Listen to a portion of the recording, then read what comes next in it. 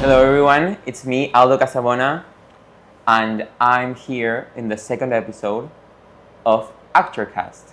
Today I'm joined by the amazing Caroline Rose. I hope everyone is clapping. Caroline is an actress. She's a headshotter. She's an artist all around. So I'll let her introduce herself first. Well, thank you so much for having me. I'm really excited. I'm an actress. I am a photographer. So that's kind of how I've been making a lot of my money when I'm not performing. I do actors' headshots mostly. I'm starting to do a lot more like kind of creative editorial stuff. Venturing into that. I am a budding film producer. Wow. I produced my first film last year, just a short, and I also directed it and starred in it, which was like really chaotic. No, but like amazing. To do that all at once for the first time was like maybe a lot. Yeah. But I also, I don't know, kind of going all in, like 100%, yes, 150%. Yeah, and I like, had a vision in my head, and I was like, I want to do it, but I'm an actor, so I want to be in it too. But I'm also putting all the pieces together as the producer, and then it was crazy. Yeah. So yeah, that's me. I'm somebody who has like a million artistic hobbies, and so like I also paint. Yeah, you seem like a very well-rounded artist. Well, I'm also like tiny, like I'm 5 feet tall, so I had to learn to sew because none of my clothes fit. So, okay, I get it. Everything's I was like, big. what is? Yeah, everything's too big for me. So I also sew, and I'm like, I want to get into like making some of my own clothes. Wow, and stuff that's like amazing. that. I'm trying to get. You could even be like a costume designer. Yes, yeah, and just do it all. I don't know, but I'm also. It's kind of tricky when we're in a place like LA and we want to do everything at the highest caliber possible. Yeah. But I only have so much time to sit and train and study like all these kind of artistic mediums that are exciting to me. I'm also like a singer, and I play piano and all this other stuff. And I'm like, I can't do it all, but I can do it all, but I can't do it all at the same time. So that's sort of been a big challenge for me recently. Is like figuring out how to do everything that you want to do. Yeah, like how to satisfy like all my artistic like ideas, desires, burning passions. Yes, and like make time and space for all of them, and then kind of chase the ultimate dream, which is being an actor. Yeah. So that's your big, like your like most big dream, like the biggest one. Yes. Okay. Just like being a performer in general, like getting up in front of people is like so thrilling, and like I don't know, I love it. So that's kind of I guess the ultimate dream, but everything kind of serves that. I guess. Give me 1 second. So since I don't have a producer right now, I'm gonna just check if this turned off, or is it still filming, or what? Just goes to sleep. Yeah, no, it's working. It's working. Just the camera turns off, but like I was like, maybe it's not even on, like it's turned off or something. I don't know, but it's working, so that's what I'm saying. Let's continue. So you are a jack of all trades, I guess, in the industry. Master of none. Yeah, definitely. And I met you on, like, honestly, it was so crazy when I met you, because I met you on Anthony's, which we're gonna have him soon. Oh, really? Yeah. Oh, cool. Anthony's it's like a party thing. Yeah, it was like a. And it was crazy. I don't even remember what the party was celebrating. It was like an industry gathering, I guess. Yeah. So it was crazy because I told you, I feel like your reputation precedes you. Oh, I guess. I love to hear that. Yeah. Although I don't know, that can be scary. Isn't No, it? in a good way. In a good way. Yeah. No. It's not like no. So. Because I knew about the Caroline Rose. Like I was, who is Caroline Rose? Is she old? Is she? No. Yeah, no. Is she, who is this person who takes headshots of all my classmates? And then I was like, I met you, and you were like, I'm Caroline Rose, and I'm like, or Caroline, and I'm like, I was like, I've heard of a Caroline that I don't know why you seem like you fit the profile of the other Caroline, even though I've never met her. And it's like I've seen you, I've seen your pictures that you've taken, and they're great. And I'm like, okay, if I ever take headshots again in LA, I want them to be with you. Book with me. Yeah, definitely, and everyone should. And I have a really cute like home studio now. Yeah, really? In my new place. That was a big thing about, because being a photographer, like you want to have your own studio space. That's what everybody wants, but it's so expensive. And to pay for that, it would just be like paying double rent, to rent out a space consistently that's yours. Right. So that was like a big challenge for me, finding a place to live in LA. Is like, where can I sort of have a home because you already studio? have the equipment. Yes, I have everything. I've got all these backdrops. I've got all my lighting. But you need some space, you know? It doesn't even have to be big. But I found an apartment that has like a 1-bedroom. And instead of setting it up as a bedroom and a living room, I have the big room is like my bedroom and the extra room is my studio. Yeah. Which is awesome. So now I have like a home studio office set up. Which is really exciting. And it's so cute. I love it. When did you move? Like not so long ago? I graduated in 2023. And I was living like in the dorms on campus. Okay. And I actually started taking headshots while I was in school. Oh, really? While I was at AMDA. Yeah. And I had all my equipment and I had like a laundry cart that I would put everything in and I would roll it around from my dorm. And everyone kind of knew me and would always like laugh seeing me roll around the campus. And there goes like, Caroline. Caroline's taking headshots again. There's a tower, like the tower building. The main one? Yes. Yeah. On the 5th floor, there's like some classrooms. Right.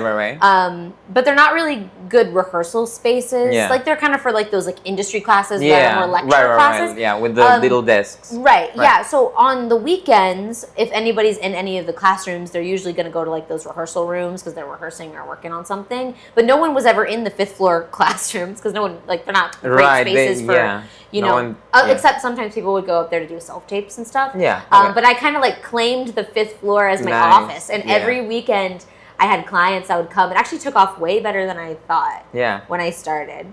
But I would do them in the 5th floor of tower and like roll my stuff and go up the elevator and set up my studio there for like hours at a time on the weekend, and no one ever said anything for 4 semesters. Wow. So you started like when you almost like pretty immediately when I came to LA. So I was working at Starbucks when I was in New York. Oh, because you did. Okay, so you started in New York. I did, yes. Yeah, same as me, but you did the BFA. Okay, I did only the associates. Okay. So you did your 4 semesters there? Yeah, my first 4 semesters I did in New York. And then you were working at Starbucks. Theater okay. When I was there. And then I was working at Starbucks. Okay. Pounding the pavement, doing what you gotta do. The barista life. I know it well. And so I was there and I worked at like 4 or 5 different stores throughout New York. So like transferring between stores was like a process that I knew. And so when I moved to LA, I was like, great, I'll just transfer to a new store there. Right. But then all the ones nearby, because I didn't have a car when I moved here. And all the ones within walking distance didn't like my schedule. And I was like, well, this is my class schedule. Like, I can't change it. Right.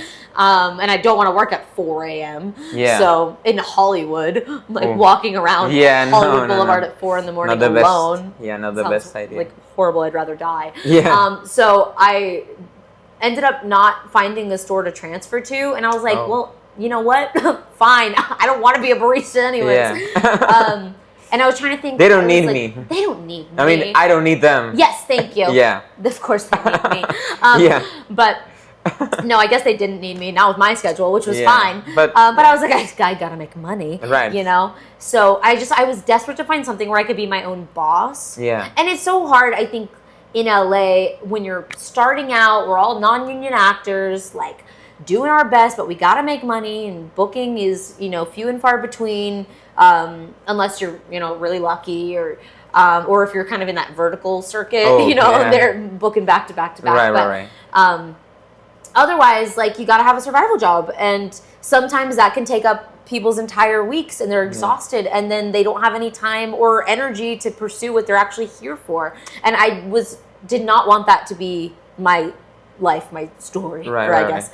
So I was like, what can I do that I'm my own boss? And my dad has always been very kind of like entrepreneurial. Like, he's always wanted to be his own boss too. Yeah. Until he got a job at NASA, which he's like, that's actually cool. I'm fine. He's fine. And he's like a leadership position. Like, he's kind of a high up in that. So he does kind of get to manage and run a bunch of stuff. But I have that sort of gene in me, where I was like, I want to make my own schedule. And what can I do that can make me enough money, but gives me a flexible schedule that I'm in charge of.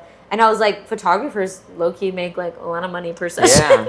Yeah. And did you know anything about photography? No, I didn't even like really think about photography much growing up. I always liked it, and I've always known myself to have a strong visual eye for things. Like I'm also a painter, and I'm creative kind of in that way. And I know myself to have sort of a strong aesthetic eye for things and composition. And I was like, I could figure this out. Right. I'm definitely one of those people that just like believes I can do anything. Yeah, like, that's great. Or can be, I'll just like pick up a skill and I'm like, whatever. Yeah. That I've learned is not actually always the case. But no, but it's good to like try it at least. Yeah, maybe your brain. Maybe it could have gone terrible, but I guess it worked well. It worked out somehow. Yeah. Well, I basically had a couple $100 in savings, and I bought kind of like an entry-level professional camera, my Canon T7i, shout out. And I used that for a long time, and I was like self-taught. The school of YouTube is so amazing. Oh, yeah. There is so much you can learn. You don't have to spend so much money to go. Of course, there's so much you can learn from like professionals and workshops and programs and stuff. That's but like probably tutorials the best way. on YouTube but if you are short on cash, there's so much that you can learn on YouTube. And so I studied, type like camera settings, different apertures and lighting styles and all kinds of stuff and learned. Which is tough. Like I like to start from, because I don't know anything about aperture, and it feels like from someone that doesn't know anything from that like photography industry, it seems like a very confusing, almost mathematical, algebraic. It's very technical, kind of scientific in the way different lenses are constructed and different camera bodies how work. How much exposure do you need on the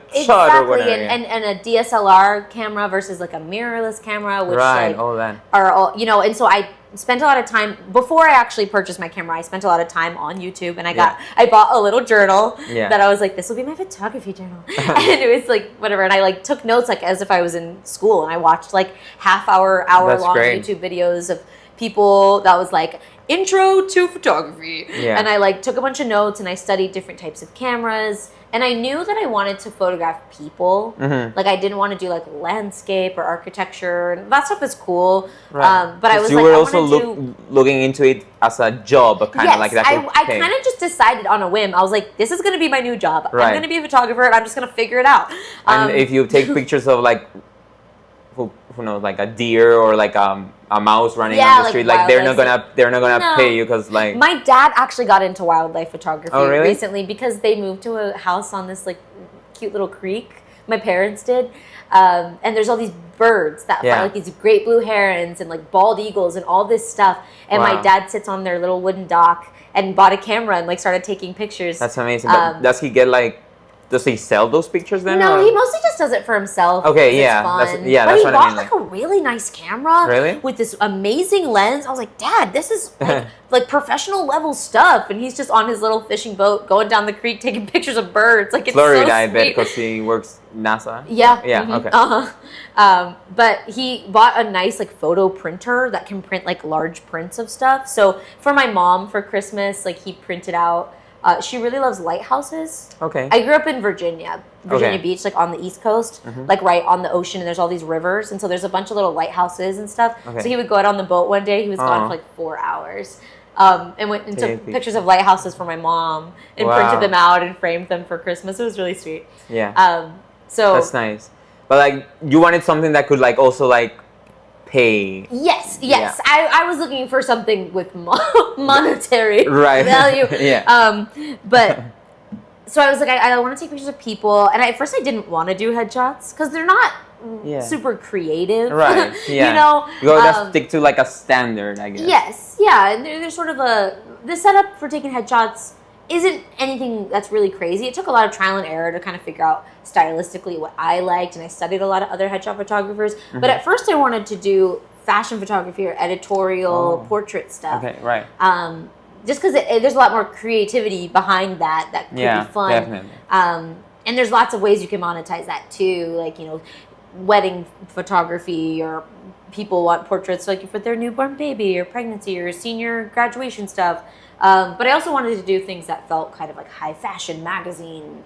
I don't know. Yeah. But then I got to AMDA and I was surrounded by a bunch of people pursuing acting, like hundreds of kids. You know, we're not kids; we're young adults. But in New York. Yes. Okay. No, LA. Oh, you already moved from the New York. Yes. Okay. Oh, sorry. So this all was happening when I bought a camera. Was going from New York to LA. So you started studying the cameras when you were in New York, when you were realizing that like 2021, and I wasn't going to be able to transfer as a barista over to LA. Right. So I was like, I better figure out something else to do. So you started studying like lenses and how to take pictures and everything, because you saw like there was a market from like all, because AMDA students are kind of struggling artists. So I was in school, and I wanted to do like kind of cool artsy photography, but everybody needed headshots, and they were like, and I had it was like a content creation class. Right. Okay. That they made us take, that we were supposed to take our 7th semester. I don't know how I ended up in the 5th semester. Yeah.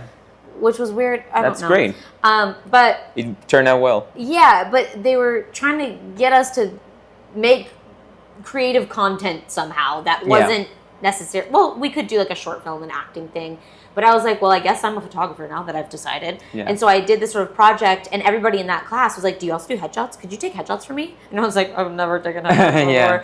But there was this one girl named London, and she was like, I will pay you. And I was like, oh, okay. You say all right. I'm listening. But I didn't want to charge her a whole lot in case they turned out bad. Right, so I was like, okay, $50. I'll do a session with you. Yeah. And I was like, if they're great, you got headshots for $50. If not, you only paid $50. Yeah. You know, and it actually turned out really well. And she showed them to other people in her class and in her semester, because she was a 7th semester. Okay. Wow. And suddenly a bunch of people were hitting me up and were like, can you do mine? Can you do mine? Wow. And I was like, oh, yeah, sure. And then I was like, Caroline, it's stupid if you don't start doing headshots regularly. Like, this is just, you're in a school full of tons of people that aren't ready to pay $400 for a session, because we're all poor students, but we'll pay you like $100 to do it on campus here for you right there. Yeah. And then I was like, okay. Yeah. And it really took off from there. Suddenly I had so many people contacting me. And I had to really quickly figure out my workflow as a photographer, and like, how do I schedule sessions? And how do I schedule it around like your actual school, objective? And so I kind of picked weekends, because I knew nobody had classes on weekends, and neither did I. And I would set my own business hours, and like before I knew it, within like a month or two, I had a full-fledged business running. And it was crazy. It worked out way better than I thought. You're like, I had no idea. Starbucks. Was the little leagues, and I think that's like important as artists, like sometimes like adapting. Yes, well, and to sort of put yourself in an uncomfortable situation and see, like, like you're jumping to the ocean without a life vest, and like figure out how to swim, like, and trust yourself a little bit, like you have the skill within you, to figure out how to make something artistic be your career. To take risks. Yes, like take a risk. Quit your job and see if you can stay afloat with your art. And by you moving to New York and then moving to LA, that's a risk in it by itself. So So I feel like everyone who doesn't live here in California or lives in New York or wherever you're going to college, like if you live in the same state or city that you're in college for, that's like still easier, like but like when you take that first step, like that first risk, because you probably, that was one of their first like moving out, like I'm taking a big risk and moving out for college, and that's a big step. And when you take that step and when you realize that it went well and you didn't die and you can survive alone, right? You start taking other risks, like headshots. Yes, and quitting your part-time barista job, and like crossing your fingers, you can find a way to make money otherwise. Right. But that was really important to me, was finding something that would allow me the flexibility to pursue my acting career. Yeah. But that's still keeping me afloat in one of the most expensive cities in the world. Yeah. And not having to sell all of my hours, sell my soul to a part-time retail or food service job, like so many people get trapped doing. Yeah. And so I was sort of like very determined, and it happened honestly so much quicker and more successful than I thought it would be. So I'm grateful for that. And now it's been almost 4 years. Wow. Yeah, this year I started in about October, November of 2021. Wow, and you graduated 2023. Okay. You kept going. Yep. And now you're famous in the like I've got AMDA on lock. Yeah, exactly. Like I said, your reputation precedes you as the almost headshot mascot of AMDA. What I ended up having to really find too was because there are so many amazing headshot photographers in LA that the stars go to. Like, you know, like we're in the heart of the film industry, and so there's plenty of people and students who are graduating and ready to enter the professional world that want professional level headshots. Yeah. And I knew at the time, I was like, I am still learning. I've been doing it a couple years now, but I can't compete with people who've been doing this 10, 15 years. Right. Their studio spaces, their equipment, their reputation is so hard. And so I started really honing in on like, but you know what? My niche is people who are entry level, you know, professionals, like professional level headshots, but sort of people's first real professional headshots. So my first headshot on a frame. So I started really marketing that like to students or other people in other acting schools that are... That's great, like finding your niche. Yeah, you know. A very good like thing to keep in mind for anything you do. Yeah, like, exactly. Even for acting. Like. And I know that ultimately, like, people as they grow in their careers will then kind of level up their headshots too, and will go spend $700 and work with like Dana Patrick or Chris John or all these other great photographers in LA that are really renowned for their like beautiful work. And that is their full-time job. That was the other thing too, where I was like, suddenly creating this job that was supposed to make it so flexible for me took up a lot of time just organizing, figuring out my own workflow. And I was like, oh no, if I go too balls to the walls with this, like my whole job is going to be a photographer. And I don't want that. So let me really settle into this niche that's like, I'm a professional photographer.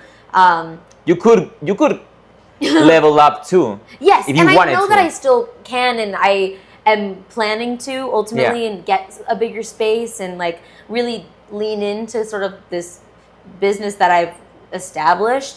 I'm trying to toe the line of like, I don't want it to take over my whole life. Right. But I also really like it, and it's been making me a lot of money. So that's cool. But I think my home studio has been kind of like the great marriage of that. So I have a space that feels professional because it's a designated studio space, but it's intimate enough that like my clients, many of which it's their first real professional headshots. Yeah, those are scary. Like I remember first. People are nervous. Yeah, the only headshots I've done back in New York, I was sweating. I was so nervous. And headshots will never look good and never look like you if you aren't comfortable. Exactly. And so like that's a big thing about my brand and my company is putting people at ease. And I almost love that we're doing it in my home, and it's not like the studio space is purely for photography in there. It doesn't feel, it's like not also my living room. Like it is a space that's just dedicated to that, but it feels intimate, it feels cozy, and I really love that. And I find that it really does make clients feel comfortable. I put on music that people like, you know, and I love to learn about what kind of music other people listen to and about where they're from. And also part of it is just like being able to converse with people and being able to like make them feel comfortable. Like you're a very like homey, inviting person. So that's good. Yeah, that's good to know. And also the fact that you like treat emerging or like first headshot type people like first like getting into the industry, still dipping their toes or all that first level of actors. That gives you like like I said, the reputation. Like you, other people then say, talk about you being great in taking their headshots, and you kind of create this like aura of she's good to work with, or good. That's great to hear.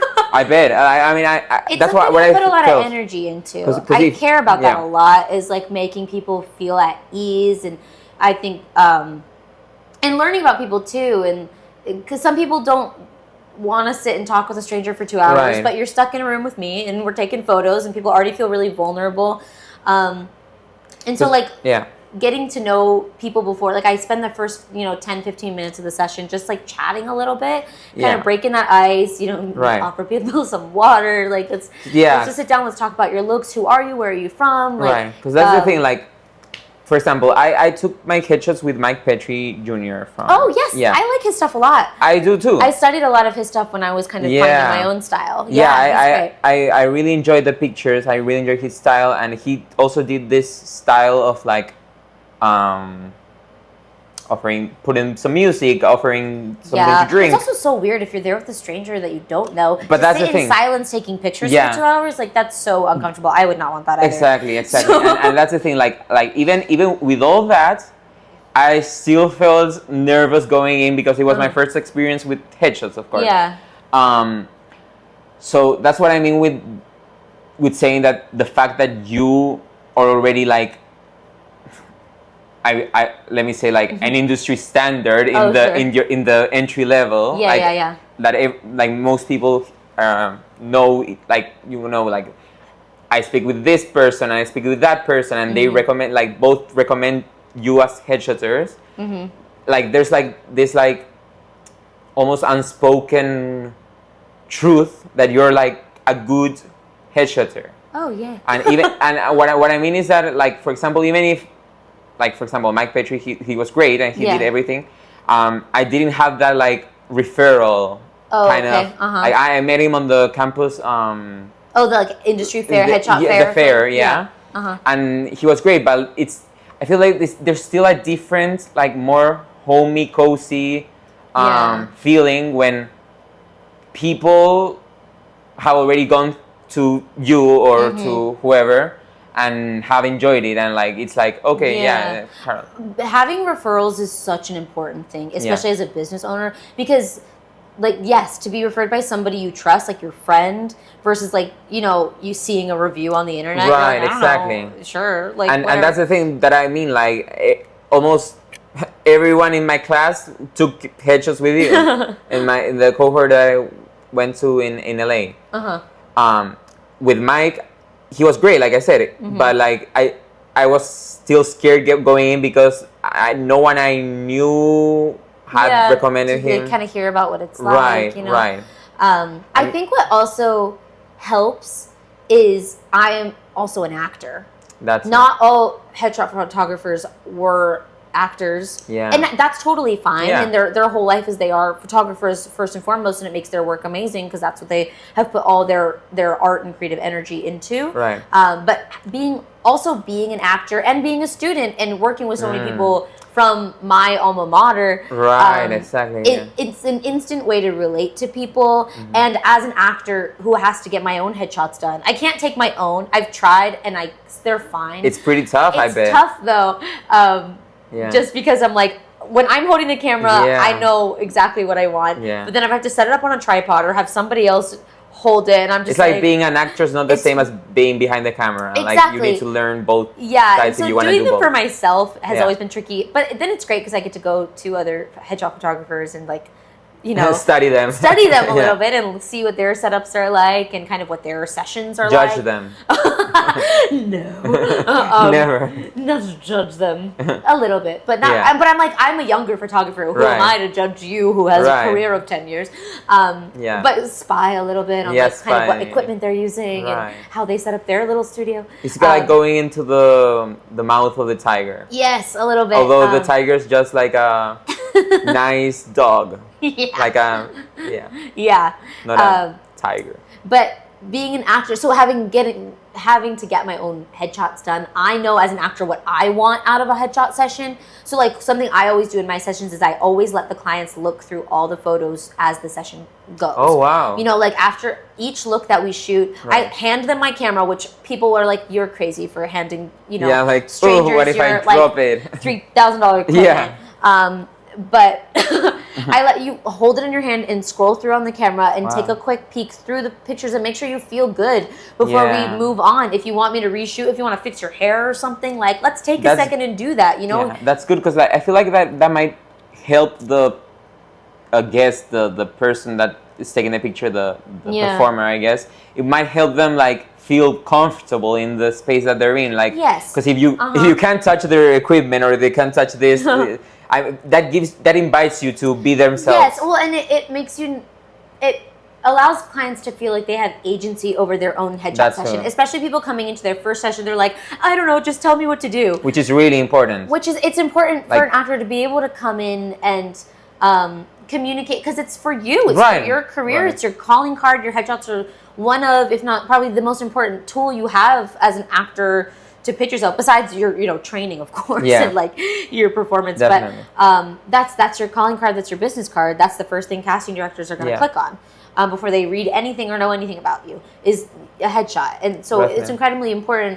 And it can be really hard for people coming in for the first time. We have classes in school about like, this is what you should look for. This is your headshot, so you gotta make it try to get these types of looks and learn about them. But when you come to your session, to be able to communicate and take ownership. Yeah, and I know that can be so hard for people coming in for the first time. You're coming into a space that you don't know. Right, and so I try to bridge that a little bit of like asking questions and helping people be able to talk about what they want out of headshots. Because so many people will come in and be like, you tell me. Like, I don't know. Yeah. You tell me. I was that person. And so, which I totally get. So I kind of want to, I try to find ways to bridge. It's like, okay, well, let's hear about who are you as an actor? What kind of roles are your dreams? What kind of things do you think, are you pursuing a commercial agent as well as a theatrical agent? I think everyone should be pursuing both. Let's try to get shots that can sort of create both of those energies. But like, let's look at what things you brought and you tell me about you, or else these pictures aren't going to look like you. They're going to look like just somebody random. Right. So finding ways to help new actors take agency within their own session really is important. It translates. Then when they do, one day go to a more renowned photographer or something, are able to really go in and be like, this is what I'm looking for, and I'm dropping $800. These kinds of looks, you know how to communicate with a photographer, because there's no way to learn that, until you drop $100 on a session, a couple hundred. And I bet it translates if you're nervous on the picture. Yes, very much. So I try to sort of bridge that gap for people, because I know so many people, it's their first or second time working with a photographer. And sort of let them, spread their wings. Yes, and speak up for kind of what they want. And, and sort of create an environment that makes them feel comfortable to do that. So that's important. And I think being an actor myself, that's something that I'm thinking about, and I think that helps a lot. People feel at ease, because having to do that on my own in my own career. Yeah. So you know what what people want. Do you have any like wild stories from like either the headshotters that have taken pictures with you, or like clients? Like what's like a crazy story? Do you have any, or have all turned out like? Oh my gosh, amazing? My brain is blanking on everything.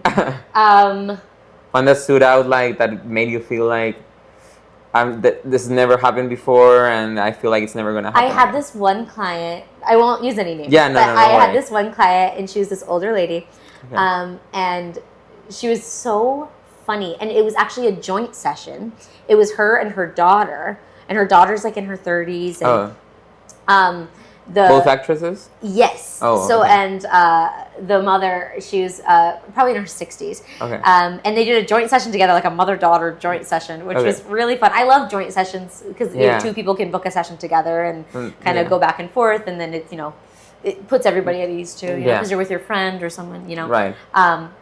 You're not going to like an unknown spot, even if it's cozy. But this lady was so funny, and halfway through the session, she stopped and she goes, Caroline, I'm so sorry to tell you this, or to interrupt, but like I read auras, and like she's like, do you have a breakup you want to talk about? And I was like, what? I was like, not really. And my last breakup was like a year and a half ago. Okay. But she's like, I just feel like there's something or some spirit that's trying to talk to you right now. And I was like, right now? That's sweet. I was like, what do you mean? And she goes, I dabble as a medium, and I was like, interesting. And she's in like this cute little like blue top. Yeah, you would never guess. And I was like, she's like, but I'm so sorry. Like, I'm just getting this strong sense right now that like some sort of spirit is trying to talk to you, and it has to do with your love life. And I was like, what?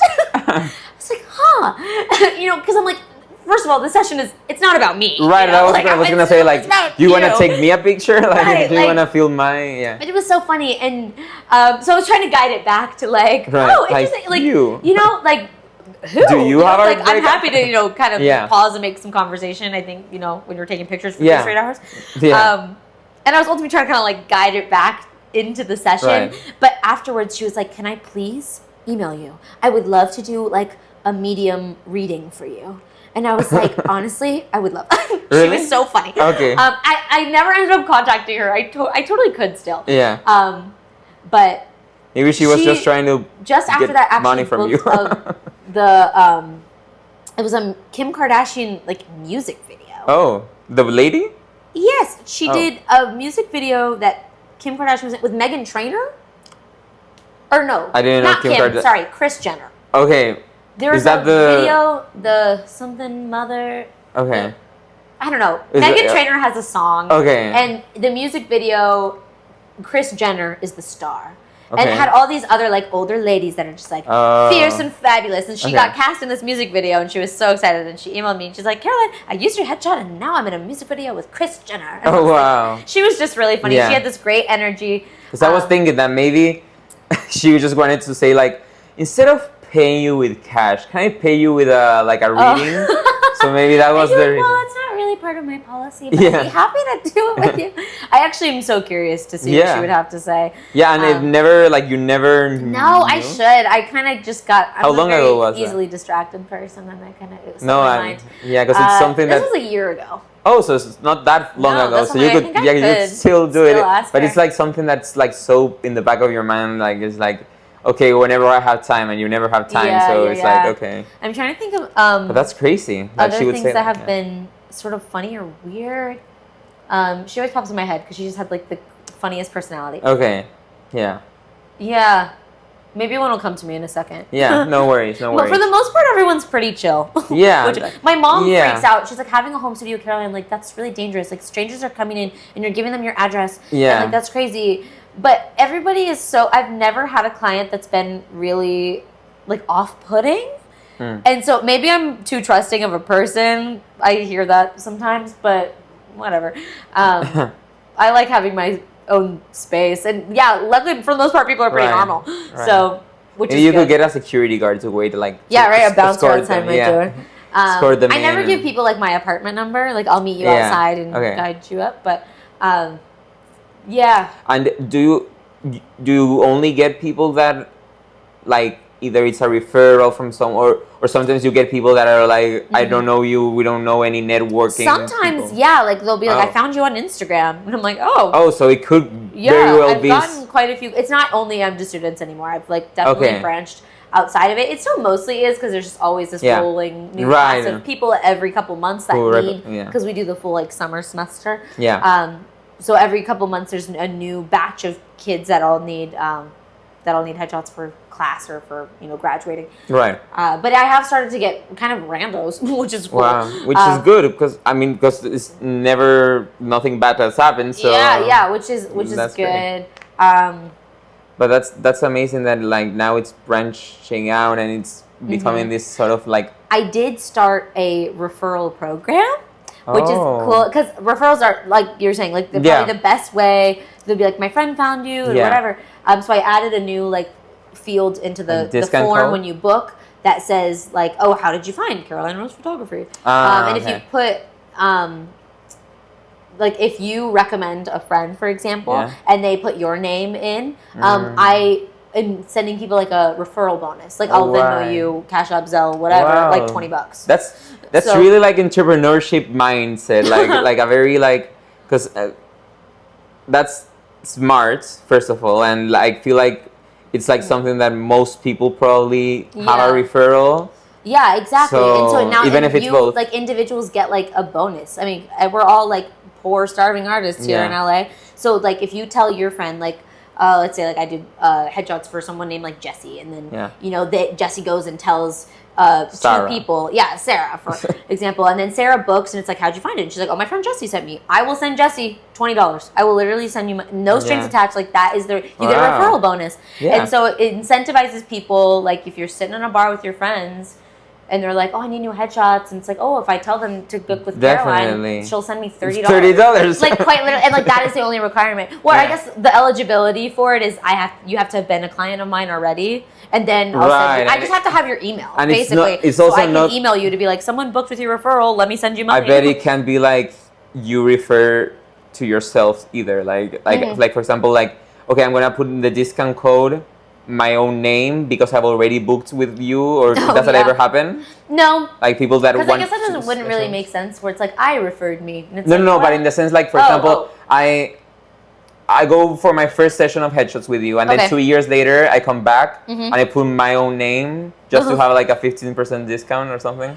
Does that ever happen? No, not yet, because I just started it this year. Oh, okay, maybe. So I have like in 2 more years, you're gonna have some people that are currently only running as like a 2025 promotion. As something that I'm trying out. That's good. And so then maybe I'll extend it into the future as just like a regular policy. Right. But because of that, I was like, because I don't know quite if there's going to be weird loopholes. Or right, I'm but trying to think of clients, everything like that I had a client 2 weeks ago that I did a session for, and you get a number of retouches included with your session. So if you do like a mini session or a joint session, you'll get 3 free retouches included. If you do a full session, you get 5 free retouches included. And then if you want more than that, it's $10 per picture. Okay. So I did a session with a client 2 weeks ago, and then a week later, she had referred a friend, and they put her name. And so I emailed her, and I was like, hey, girl, like, thanks so much for the referral. Like, let me send you $20 as a bonus, you know? Yeah. And she goes, can I actually use that as a credit for more retouches? Pictures. And retouches. Yeah, because it'd be like $10 per picture. So she like gets 2 more free retouches instead of me sending her money. So you can get it credited, or somebody was like, can I get that in the future? Instead of you sending me $35, can I get $35 really off of my next session when I book? Something like that. So that's kind of a little credit. I can either just literally pay you, or you get a credit towards your own session. That was a smart. Whoever did you come up with that like I wanted to think of something, and I had one of my friends who is really business savvy, and my dad who I ran it by both of them and was like, how does this look? Does this make sense? And they kind of gave me a little bit of guidance and helped me kind of figure out the rates. So if you refer somebody and they book a mini session, I'll send you $20. Right. If they book a full session, I'll send you $30. If they book a joint session, I'll send you $35. Yeah. So something like that. Like how much can I give without losing money? Yes. Yeah. And then I actually ended up raising my rates a little bit, because every maybe year or two I raise my rates, because I'm like, I'm a better photographer now, and whatever. And inflation. Inflation. You gotta do what you gotta do out here, you know? But I raised my rates recently to the price of the referral bonus, so I'm not actually losing any additional money by like paying out people. But no one knows. My little secret. Yeah. And recorded on podcast. Yeah. But whatever. I mean, that's just like this. I mean, if you look at my website, you'll be like, oh, everything went up by $30. Yeah. Which is not a lot. But it's still, you're still kind of like, they're still winning, because like they can't go back in time and take pictures with you. Right. And it's not like I raised it $100. I raised it $20. Like it's fine. Yeah. So I'm not losing money as a business owner, and it's incentivizing people to refer clients, and you get something too. Yeah. That's great. So that's like a great idea, because I bet that also, I don't know, because you have a website like that, and so you know how to administrate that yourself for the headshots. And it's changed. I used to use different, like Shopify and all that. Yeah. I used to use Calendly to book sessions, but you can't take, I think you can take payments, but I didn't want to pay for a subscription for it. Right. So, and now I use Squarespace for my website. Okay. And they have a function where you can put in like a booking calendar, and you can take payments. I started taking deposits. I didn't used to take deposits, but now I do, just to make sure, because some people cancel last minute. Yeah. And I'm like, well, I planned on making $300, and there that goes. Yeah. So I take $50 deposits, but I can do that through my website now. So that's. So it doesn't take that much like programming skills to. No, it's a little bit of like, you have to have a little bit, not common sense is not a nice way to say that, but like smart. Yeah, you have to. It takes a little bit of intellect to kind of figure out some of those websites. But Maybe there's it's just also- because it's overwhelming, like Yeah. a lot of news buttons Yeah. and stuff. Because I was working on doing like a website for myself. I never like released it for like an Aldo Casabona .com type thing. And I researched like, okay, which one's the best one? Like, cause I gotta like pay a subscription probably or something. And I ended up like using Wix, but like I got so overwhelmed by all the buttons and if you press this button, a long time to put together. right? Like if you press this button, it takes you to this page, which has another menu, and then if you press the main logo, it takes you to the homepage, and it's like you have to administrate all of that. So I was like, I don't have time for this. It's not for everybody. You Yeah. do have to be a little bit tech savvy if you want to do it yourself. You Yeah. know, But because it's like low level computer programming. Yeah, that's, What? At least Or it's- coding or whatever. something like that. Yeah. Which is tricky, and the websites do a good job of trying to make it user friendly, but it is hard, and there's so many elements, and you want this link to take you to this page, and do you want to open in a new tab, or do you want it to? But it's gotten easier, I bet, with the advancement of technology and everything. And the school of YouTube, there's YouTube tutorials for everything, and definitely. I think people just need to remember that we can all be, all the information is. All the answers are out there. Yeah. You know, just like learn how to be resourceful a little bit.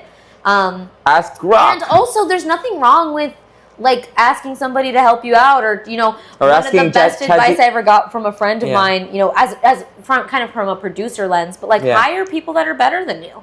You know, find people that are smarter than you to help you. Like and like, there's ChatGPT. nothing wrong. Yes, which is scary to admit. Yeah, but like you gotta use it when like it's ChatGPT here. is helpful. Yeah. And I hate it because I guess it's bad for the environment. What? I don't even know. I don't know how We're that selling can be our souls to possible AI, be, and it's but, hard to fight because it's actually so helpful. And I know it's also like, okay, you gotta use it. It's here to stay, at least for the time being. And like, okay, you either want to pay like a researcher that does all the right, or like you have that's what I'm saying. Like people just got to remember that like we are able to be resourceful. Like all the answers are right there. We live in this age of information, and we have AI now, and we can look hate it up on yourself. it all we want because it's terrifying. But also, like if you can't beat it, join it a little bit. Like you become the robot. Yes, use it. Like it's there for you to use, and it's free for now. So like, it can help. And also you're not like, I don't know, creating an AI robot Frankenstein monster. You're just researching something. And like people are doing crazier stuff with AI out there. Like we're just trying to make a podcast website. Come on now. Like, have you seen like the? Because now there's like AI girlfriends, AI. I've heard about stuff. this. I hate it. It's so scary. Yeah, I don't like it. You're not doing that, so I guess you're fine. Yeah. Just look. I mean, just for you're just research. researching, asking questions. And all it's doing is it's a very smart computer helping narrow down information quickly so that you can find it easier. Also, either if you search it on like either ChatGPT or whatever the AI softwares are, if you also use Google, now it still uses AI to like show you information. You can't even get around it. You can't Google anything without AI just helping you out without you even asking. Yeah, so it's just what you do what you gotta do. Do what you gotta do. What else? Yes, there's nothing. it's tough out here. Yeah. And we're not all computer coder programmer people, but I think to have all these resources is so helpful. Yeah, I hate it when people like, I don't know. Well, I don't know anything about AI in the sense of like, I don't know how using AI can like kill a turtle. I don't know either. There's something about how it uses a bunch of water. Like there's these giant facilities that house all these big computers or program processor things. I press X on doubt on, is that the term? I don't even know. Like I doubt that. I'm a little suspicious. I don't actually know. I'm not educated on it. No, me neither. But I like to see it to believe it. But yes. That's the only thing I know. I know that there's these big like facilities that like kind of all the AI kind of runs through or satellite. But I don't even know because like I feel like every technology has like every type of Wi-Fi has like a big facility for like, I don't know how it works either, and somehow that's using a bunch of water and I don't know. We're all screwed anyways. I don't know. I don't like having that mindset. No, let's not blackpill ourselves. I don't know. No, I mean it's okay. It's okay. You're just asking questions, and that's good. Because at least you're you're doing a business and you're asking questions on how to take great headshots. Yes, and if it wasn't for asking those questions, no one would get any headshots. I think that is such an important thing in life, is like, don't be afraid to ask questions. Yeah. Like, don't, like, it's the people that ask for help that like expand their own resources by finding people to help them, finding people that are smarter than them. Like that is what is really gonna bring, like, level you up. Like it's okay to ask and learn. Like, and have conversations. To, like, I am always somebody that's like, I'm gonna figure it out on my own. Yeah. You know, but I like one of the biggest lessons I ever learned was like, learn how to ask for help. That's right, really but important. like you can figure it out on your own, but you also use YouTube to learn about headshots. Like I mean, like if you wouldn't have asked questions to the computer, to either the AI or the YouTube video or the article on like computer science or something. Yeah. Which is still asking questions, because you're not like stubborn and like, oh, I'm gonna figure it out by myself and whatever. You wouldn't have started this business that's helping a lot of people get headshots when they start the industry. So it's like, if you wouldn't have like expanded yourself and like researched all this by yourself, either asking questions with humans or to the internet, no one would have. I mean, I don't know, what a world without Caroline Rose. How would it look like? I don't even know. Like, I don't know where. I mean, I bet it'd probably be a little quieter. I talk a lot. No, but I mean, maybe someone else might step up in the space that you might be like leaving empty. Yeah. But I give you 100% certainty that, I mean, what I mean is, like, trust me when I say that, like, you appear in the classes, like the name Caroline Rose appeared like at least 20 times in the semester that I was, no, 20 times maybe a little too much, but like 15 times. Oh, maybe. Cool. Like, by different voices, like, oh yes, I use Caroline Rose. Like, I use Caroline Rose. Like, when did you graduate again? October 2024, so last year. Oh, okay. Yeah. So it's still like when I was in school, like the most clients I ever had was in my first 2 years, like most AMDA clients. Yeah. It was my first 2 years because I was still in school and people knew me and saw me on campus with my little cart and whatever. And then when I graduated, like there was still a couple semesters and I was really nervous that when I got, like, it got kind of too far after I graduated that like people would kind of forget who I was. And so I I actually like spam all the industry teachers' emails like at the beginning of every semester. And like, hey, it's Caroline, just a reminder to refer your students to me. Like, and so it makes me happy to know that, like, even still, like, it keeps going. Yeah, it's still, I feel like it's gonna be like a loop almost. Like it's gonna, like I'm gonna people are gonna refer the next classes and then the next classes and then the next cohorts and stuff. And I mean, if it's still going till this day, it's probably gonna keep going. Yeah, past it has dwindled down a little bit. Oh, okay. Not a lot, but it kind of depends. Also, I think like the class enrollment is getting smaller. The summer semester is always a bit smaller. So like the middle of the year, and it does kind of force me to get creative and like how can I expand outside of just kind of this student base that I've got on lock through just this school. And I have expanded outside of that, but now I actually do such little marketing. Yeah. Which is great. Like it's almost everything has been word of mouth, and I'm so grateful as a business owner that I haven't had to spend a lot of money or energy in marketing. But it's getting to be that time now where I really wanted to like stay afloat for a few more years. Like I gotta kind of lock into social media and all that stuff, which is it makes me want to pound my head against the wall. I don't. But it's good that you don't. That until now it's still flowing at least a little bit. Yeah. I mean, it makes sense that after you graduated, it's probably dwindled down a little bit, and it makes sense because you're not there. In the same classes. Yeah, or teachers that like used to refer me all the time retire or all there either. It makes sense. It's like the cycle of life, I guess. Sure. But the fact that it's still going to a still probably constant, even if it's less, and you're not even doing any marketing or like it's advertising. Cool. It's really cool. It's still it's something to be really proud of, and I congratulate you for that. Thank you. So now is sort of the like era of like now it's starting to like I actually do have to kind of put some energy in and like I don't know. Part of it is like I could sit here and make Instagram reels all day long, every day. Yeah. And add to that. I don't ever actually really go on TikTok. I should, I guess. I don't know. I watch Instagram reels and they're like the same Yeah, it's the thing. same People just post on thing. TikTok, Yeah. onto Instagram, whatever. It's all in one app, so I'm Yeah. just kind of always there. But it is like a tool. It's like a really important tool that we kind of have to use. And as actors too, it's like, you know, you're selling your product is you as a person, Right. and so our Instagrams are becoming our business card. Yeah. And like I am just not somebody that like is good at social media or wants to use it all the time. But there's so many people that are creating a name for themselves by like playing the game of social media, and like you kind of have to a little bit.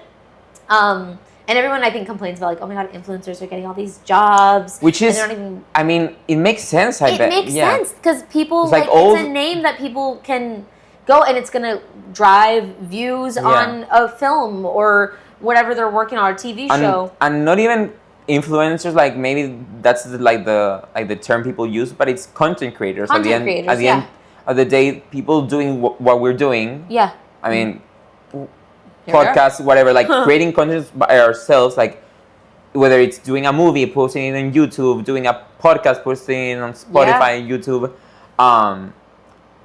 whatever you're doing, I feel like that's, I mean, I commend the people who are getting jobs for that. And honestly, if Hollywood, because Hollywood, that's a whole other topic, like the industry and how the state of the industry, and like, you know, like all the strikes that have happened, and the AI and everything, and like tax credits and everything, incentivizing film, right? And all that, like maybe what a lot of people think is that the future of Hollywood is like people creating their own stuff, and almost, not to say that Hollywood's like not how to say, it's not relevant anymore, but it's definitely taking a back seat to like people doing content themselves. Yes, well, and because like you get thousands of views. It's free to watch on your phone, and you get and you could get millions of views sometimes when something goes viral.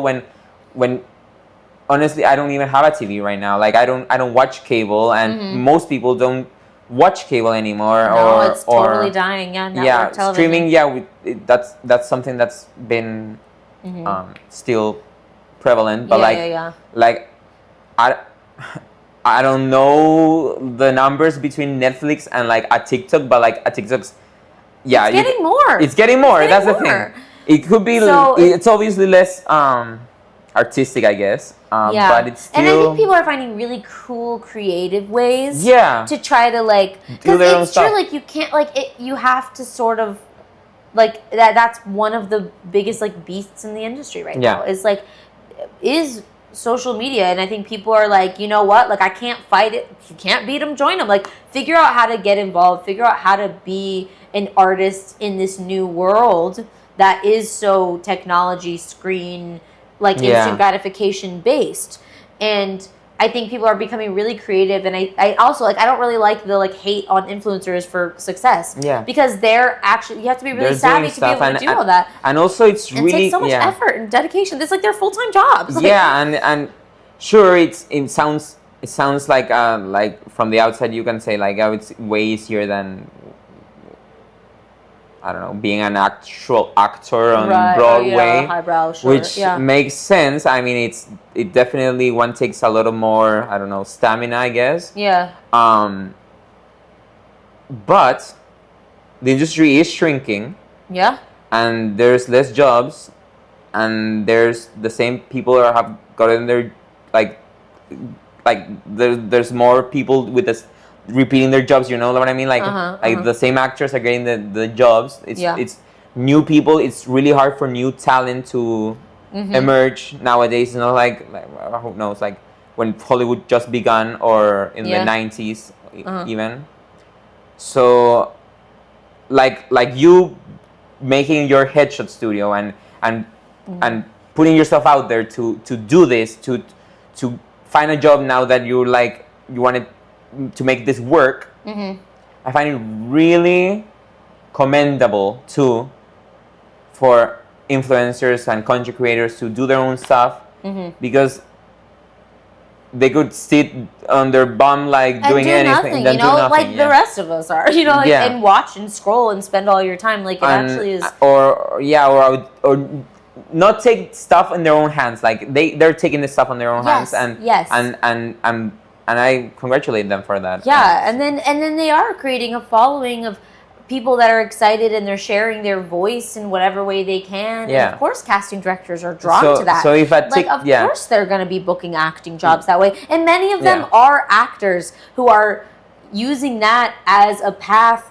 to chase their careers. So like they're not just influencers, some random person like they don't, who started making TikTok videos. Like a lot of these people, it is a creative career choice to really utilize that world as a tool to help them grow their career, and they're doing it, and people are getting on them for like finding success on TV, like for finding a way in that they can that's more accessible than like getting in the industry. It out, actually. They're actually I think incredibly smart, and it takes a skill set too to be able to read a generation, to be able to read what is going to get views and get followers, and also and the algorithm feeds the algorithm monster, and like at the same time, like identify what's your niche, what's your voice within that niche, and stay authentic to you as a person who is now filming themselves. Like that's a lot of mental gymnastics. It's like what you go and buy get a marketing degree for.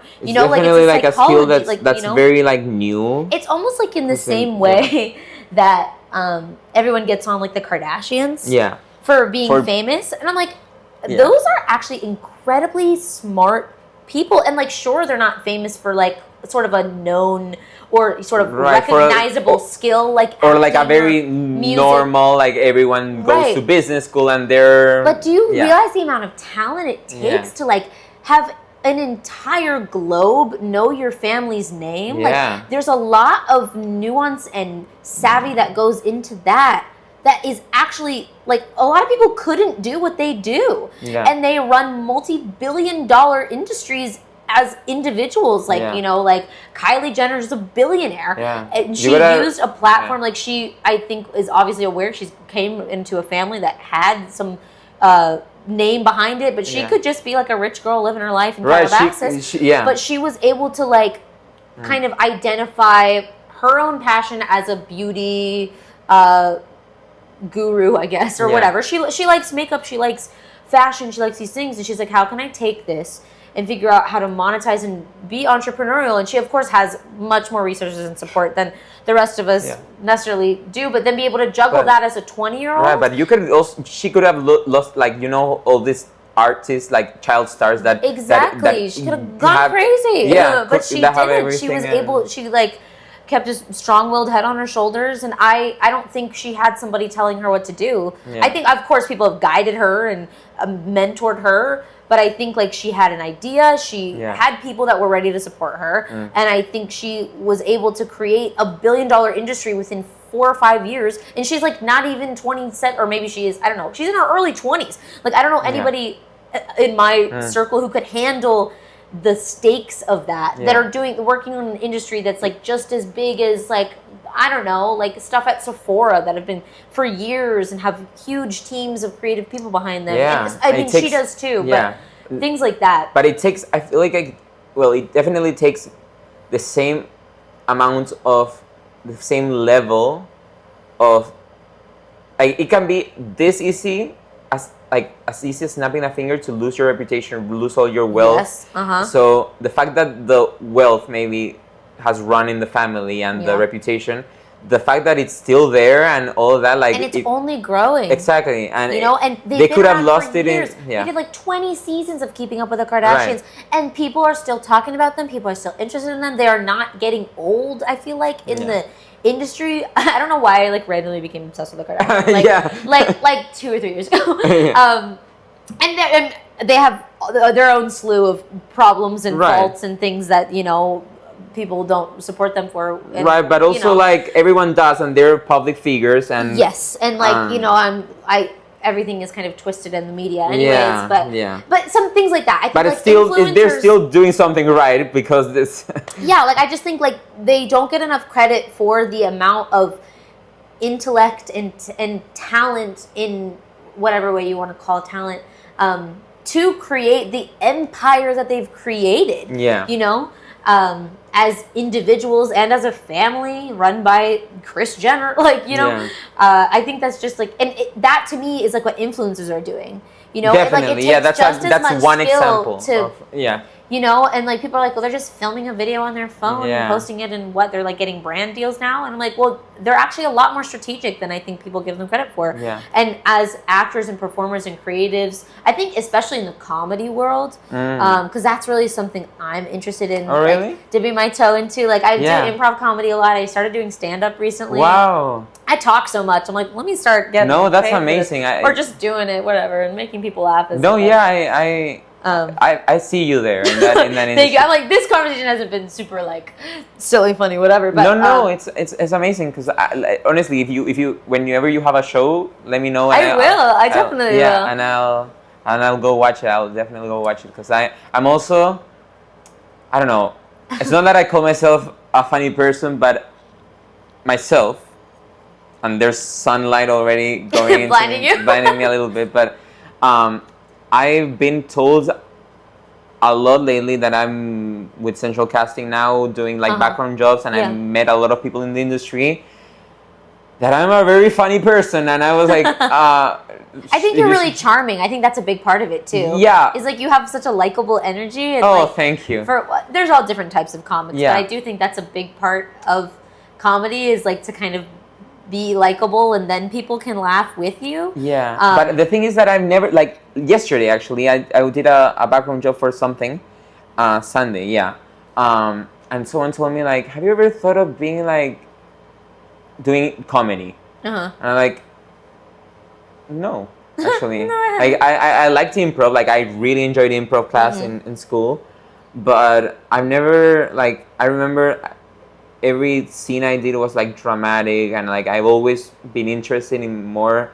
I've never thought of going into like comedy. Oh yeah. Or like I've always, and that's what I was thinking. Like during AMDA, I think I only did dramatic pieces. I was the opposite.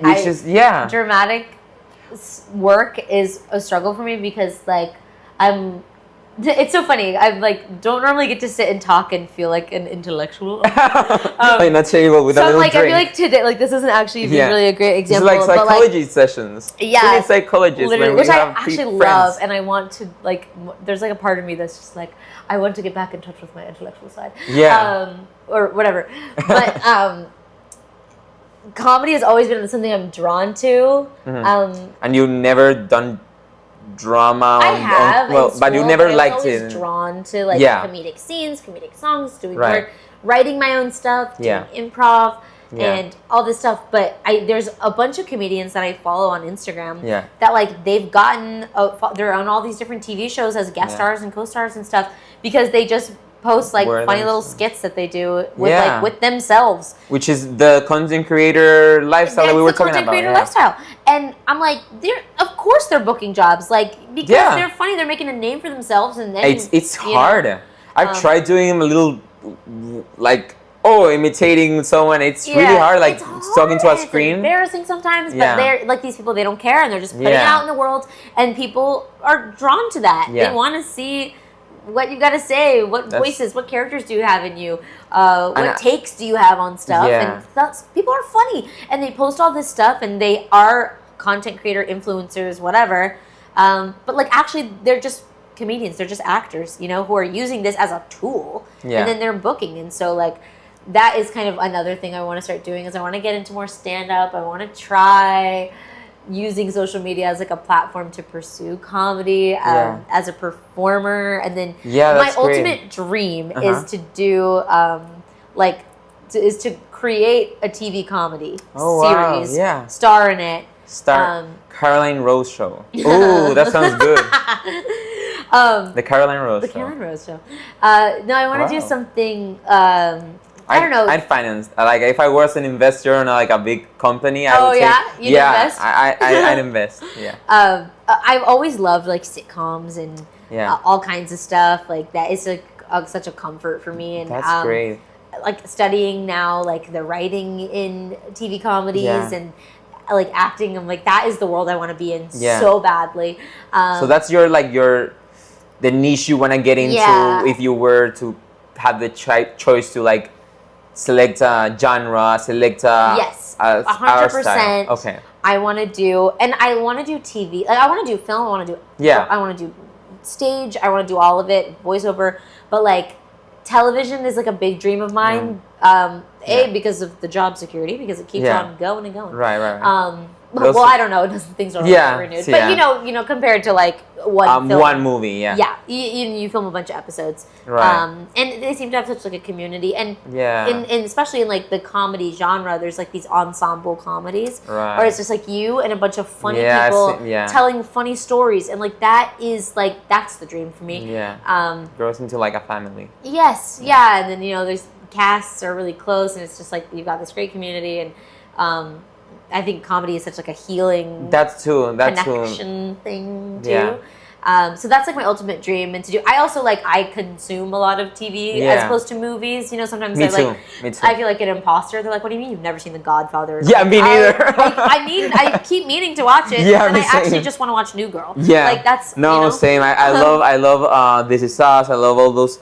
That's the thing. Like I personally feel like I've stuck to like being like a dramatic actor, or like one like I've never considered the fact that I may be more of a comedic actor, and I dip your toe in, see exactly if you like it. and it's a lot more playful, and I think because I came from a theater background, like musical theater, it's a little more adjacent. But for me, I did the studio program in New York and slash acting, so I always did like plays, and I don't know, I never. That's the wild thing, because I never thought until like lately when I've been told that I'm funny. I'm like, oh, thank you. No, thank you. I don't know. It's just that they say that it's not like, oh yeah, I'm funny, by the way. Nice to meet you. By the way, I'm funny. But it's more of it's also so hard to tell people that you do comedy too. Yeah. It's hard to say that you think that you're funny. Yeah, it's like, tell me a joke. You're like, that's not what I mean. Yeah, and that's the thing. Like I've been told that I'm more funny, like in a more, like not trying kind of way, like in a more like circumstantially funny. I think that's because it's true. Because sometimes I make someone laugh, and I'm like, what's so funny? You're like, I didn't even know. and so that's why I'm trying to rediscover myself into like, maybe I got too much into like the reading plays that are dramatic and reading classical theater, and for college then I got into a world, and I've always liked consuming like drama shows, and I've always like, oh, I like to be there, I like to be in that show, and it's always drama, but like maybe that's not my forte, I guess. Or maybe you can do both. I think right, but like multifaceted. But I would totally like recommend like dip your toe in, or even like take classes at like UCB or Groundlings or place like comedy schools that give you stuff to explore. It's fun. It's something like you never think that something's like right there. I don't know. I mean, I haven't tried it. Maybe I suck at it. But like there's things that you never thought of, like the idea of doing comedy or something like that. Like that seems like a very like okay, you could, that's straightforward, like okay, that's of course there's that option. That's like a very like straightforward like comedy drama. That's a big genre. But I'm like, it's crazy how like there's stuff that's there and you don't see that. See it like something that's right in front of you and you're not looking at it in the right way, and it's like maybe you're trying to look the other way, like you're trying to look like into the dramatic area, and maybe it's not working, it's not hitting, and maybe there's something that's been right there all along. I think they actually live together so much. Like I would say dramedy is my favorite genre to watch, because it's Ted like Lasso. things like that. You know, like I think like sometimes it would actually be really hard to separate drama and comedy from each other. Yeah, what's a dramedy but like what's a comedy but a dramedy? Like it's very everything, you know, and it's kind of like dramatic, fucked up circumstances, and people. I think it's such a common defense mechanism for people to diffuse something that's uncomfortable with comedy, like by laughing about it, by I don't know, making a joke about it or something. And I think you sometimes can't have one without the other. So I don't think you really have to try to like abandon one for the other. I think they actually live both. I've always found like when I do tackle like dramatic work and dramatic scene work, it's like there's a little bit of dry humor sometimes in things. Like what's a way that like I think a lot of me as a person, like my defense mechanism is like, oh, but it's actually funny. Yeah, like, actually, like tragic, this is so tragic, shitty, but it's like so shitty that it's funny. Yeah, like exactly. things like that. And I think a lot of characters that I think really humanizes a lot of characters, because I know so many people who are like that.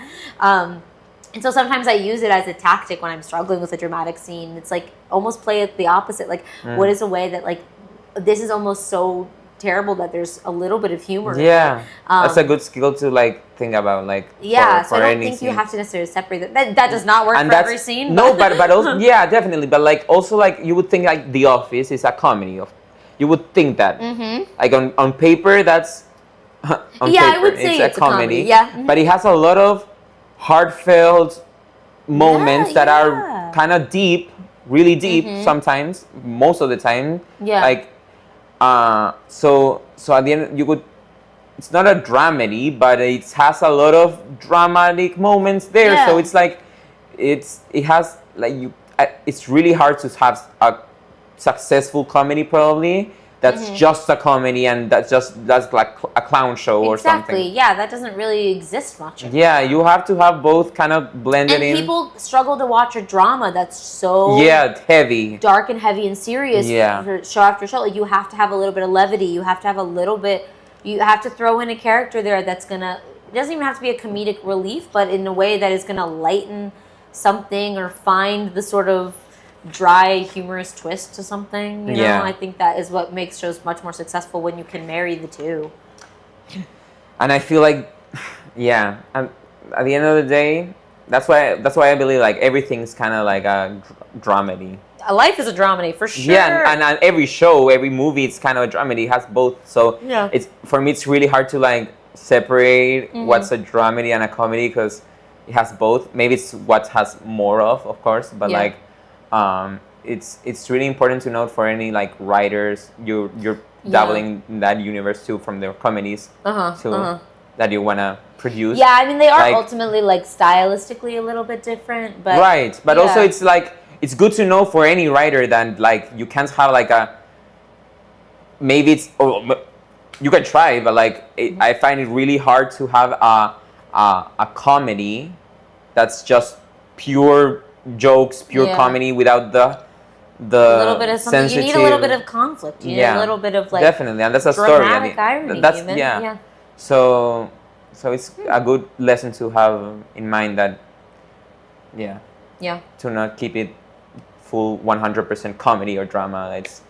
Maybe everything has a little bit of both, like life. Yeah, for sure. We're running out of time. I didn't even ask you about the project REM. Oh yes. Yeah. So if you want to like talk a little bit about that before we end show. It's actually a really interesting thing. So I created a short film last year. I had this idea. Okay, well I've been wanting to dive into producing and creating something. I've always loved being a leader in a way that I can, and I think as I've gotten older in my 20s, I haven't really had a lot of opportunities to like step into that. And I'm surrounded by like a group of friends that have very strong leadership qualities and like put together like my improv group who are creating documentaries and for Netflix and doing all this stuff that have these like strong like producer like leadership qualities that like I feel like I want to match a little bit. And I love to create, and I wanted to make my own project, you know? And so And ultimately, I'd love to produce my own TV comedy, and be behind it. And sometimes my friends are like, why do you need to create it? Why can't you just be in something or whatever? And I was like, I don't know. I want to make it. And I think there's something so exciting about being at the helm and, really guiding a vision to life. I have a very logistic-based brain, I think. In some ways, my mom was always like, you should be a director one day. Yeah. And now that I've gotten older, I'm like, I actually think I have more of a producer brain where I am a pretty resourceful person, and there's something sort of adrenaline rush about trying to put out a fire and trying to make it work, and how can we bring this to life, putting things, an idea onto its feet, and what are all the little steps to do that, and then there's sort of the creative direction of everything too, that's more of the director's job. But I wanted to produce something, and I was like, I didn't know what I wanted to do yet, but I had this idea. I talk in my sleep. Okay. So I talk in my sleep, and there's an app that you can download. No, there's different apps, but one of them, you can download, and it records what you say in your sleep. Because I wake up, I don't know what I say. That's amazing. Because when I've hung out with friends and done sleepovers or stuff, or one time I went on a cruise with two friends, a year and a half ago. They told me that I used to scream at night, start shouting weird stuff like, Dad, it's coming or something. Yeah, and then you wake up and you're like, what? Yeah, and I didn't hear anything of that. But I've been like that too. My parents are like, you are talking to somebody when you go to sleep. So it's not always, but I do know that about myself. I know that I talk in my sleep, but I don't know what I say ever. Yeah. So there's apps where will kind of sit idle on your nightstand, and if it senses you speaking, it starts recording. Wow. And I'll check those out. You can listen back the next morning and hear what you say in your sleep. And I downloaded it, and it was the first day I was going to try it out. And then I was like, oh my gosh, what if I wake up tomorrow and I hear something that I don't want to hear? What if I heard another voice that wasn't my voice? Wow. Or what if I heard something crazy that was happening in my room at night? And then I freaked myself out about it, and I was like, oh my God. I don't know if I actually want to, I don't know, what if it picks up something scary? That's a ghost in my room, or another I don't know. The boyfriend that the woman was sensing in the aura. Exactly.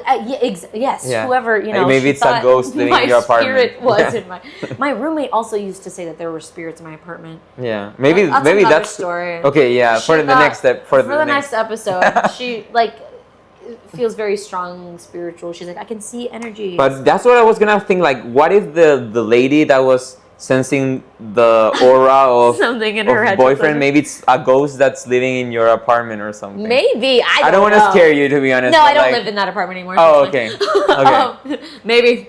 It's the next person's problem. Yeah. No, my roommate literally, she's like, there's somebody blue in your room. And I was like, my what are you talking about? She goes, blue means they're peaceful though. And I was like, who is it? Yeah. She's like, I don't know, but there's some spirit by your mirror. And I was like, why would you say that? Yeah. But I was like, okay, what if I woke up the next morning and I heard another voice? Yeah. That wasn't my voice. Okay. And I was like, that's a cool short film. Yeah. And so that was kind of the premise. Okay. And I wrote the original script for it, and then one of my friends who's a great writer, I sent it to her, and she sent me back a ton of notes. And she was the one that she was like, as a producer, I would always recommend hire people that are better than you, make your project better if you have the resource to be able to do that. And I was like, can I hire you to rewrite my script? Yeah. And she was like, yeah, of course. And she gave me a great rate. And she kind of rewrote the script for me. And then I got one of my good friends who's a DP, cinematographer. I cast myself, obviously. Yeah. And I put it all together. It took a couple months. It took a lot of money. Yeah. Producing is so expensive if you're going to do it independently and you don't have investors. And even a short film can cost $10,000, and that's crazy. It was luckily you had the headshot I know. Business I'm I had some savings, but I had to pull, from my 401k from Starbucks. Yeah. You get creative. You find the money. You find a way. You find a way and you make it. But it was really cool. We rented these gorgeous lenses that we filmed it on, cinema lenses, and we wanted it to it was important to me that it didn't look like some cheap student short film. And there's nothing wrong with any of those projects. People are limited by their resources and get really creative. But I was like, I want this to look like a real movie, you know? As best as I can, with the money that I can put into this, like, let's see what we can do. And my friends are really talented that I hired and got to work with.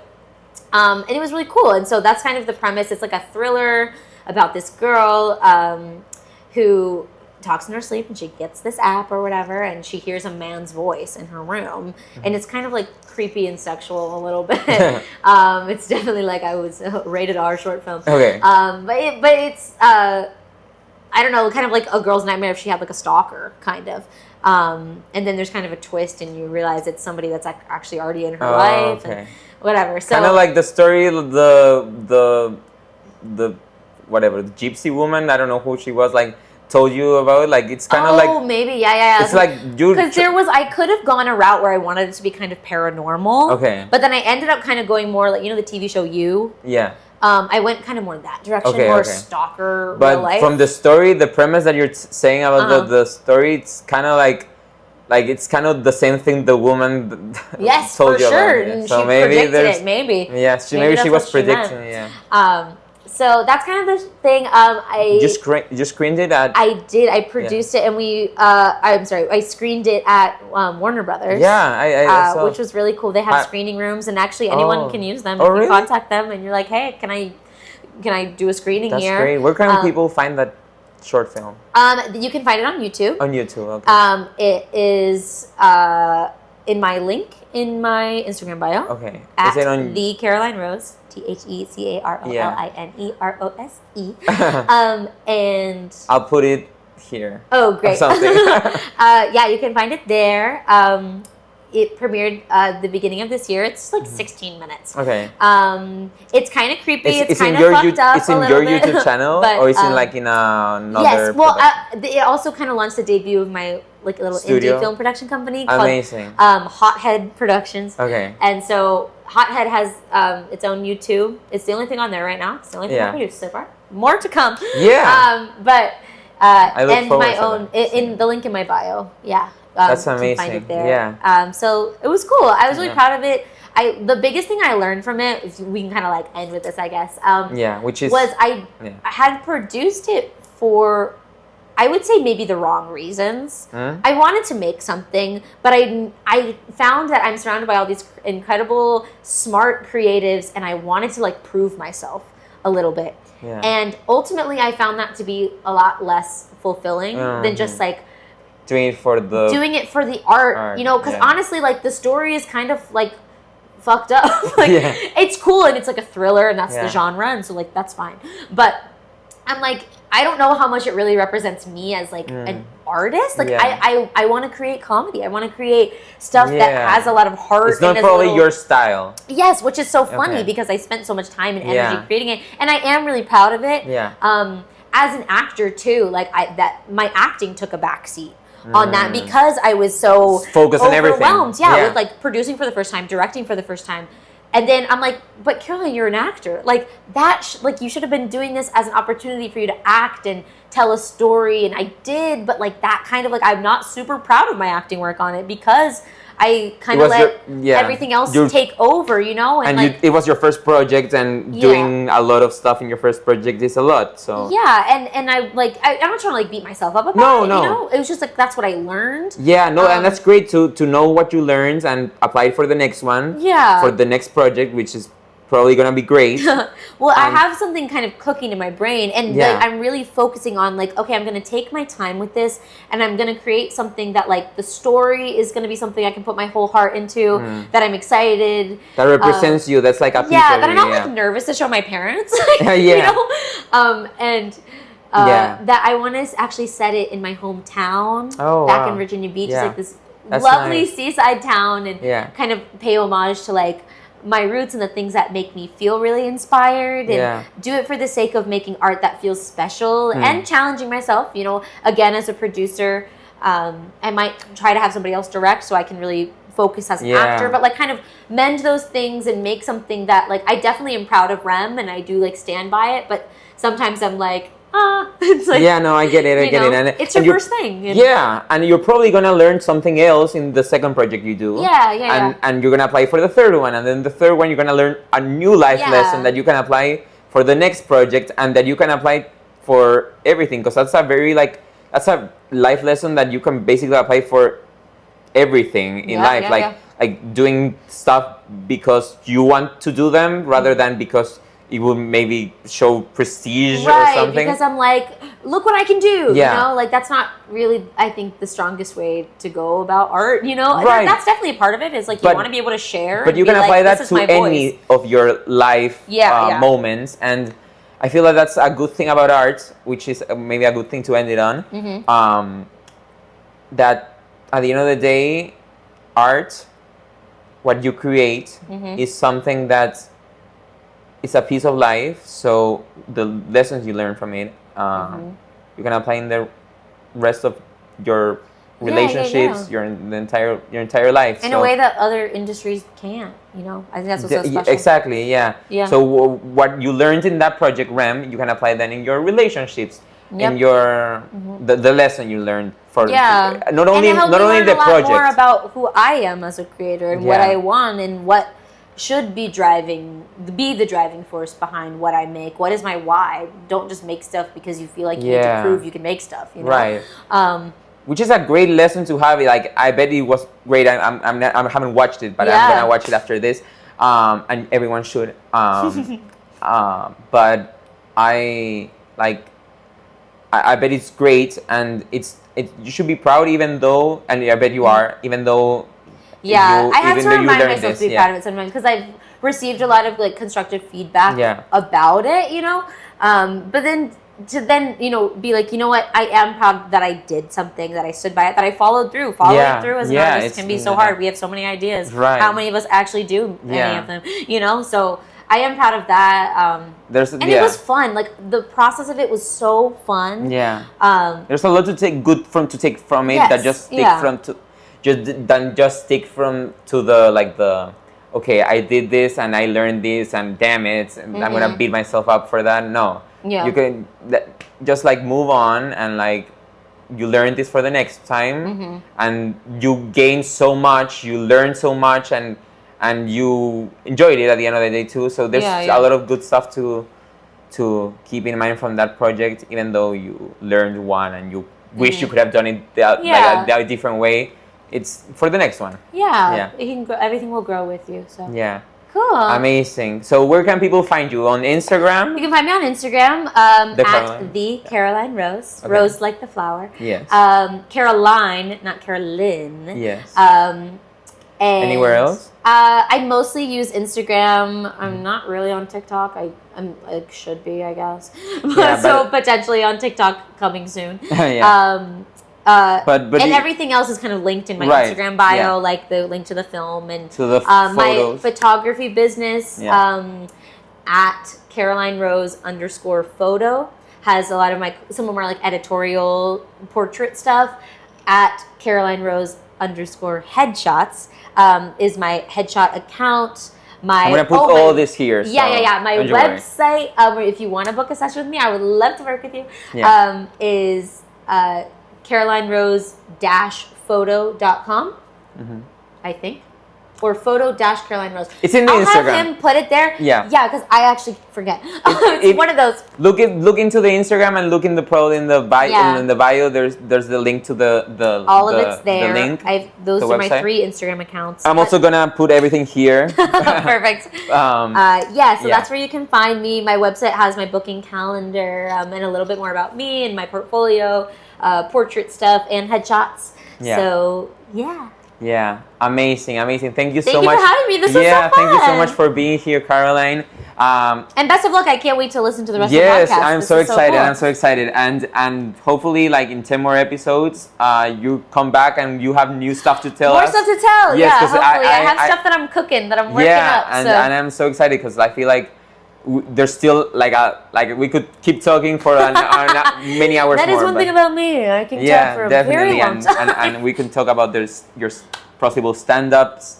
Oh, yes. So Hopefully there'll be I want to some know stuff. about all of that in the future. So Cool. Well, best of luck to you too. Yes. I'm so excited for this for you. yeah, thank you. And all the other stuff you've got coming up. Yeah, hopefully this turns out into It will. a great thing. I'm manifesting that it will. Yeah. Okay. Thank you so much. See you in the next one. Next time. Yeah. Bye. Bye.